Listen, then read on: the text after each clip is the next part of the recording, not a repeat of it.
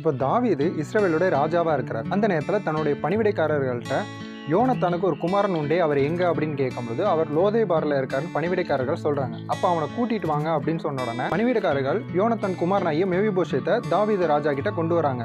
அப்போ வந்த உடனே மெவிபோஷேத் தான் ஒரு செத்த நாயி, தன்னால் ஒன்றுமே பண்ண முடியாது, என்னை விட்டுருங்க அப்படின்னு சொல்லி பயந்து கெஞ்சுறான். அதுக்கு தாவீது ராஜா சொல்கிறாரு, இனி நீ நித்தமும் என்னுடைய பந்தியில் என் கூட உட்காந்து சாப்பிடலாம் அப்படின்ட்டு ஒரு ஸ்லாக்கியத்தை அவருக்கு கொடுக்குறாரு. எது நிமித்தம் அப்படின்னு பார்த்தா தாவீதும் யோனத்தானும் உடன்படிக்கையை பண்ணியிருக்கிறாங்க. அந்த உடன்படிக்கை நிமித்தம் இங்கே மெவிபோஷேத்துக்கு ஒரு ஆசீர்வாதம் உண்டாகிறது.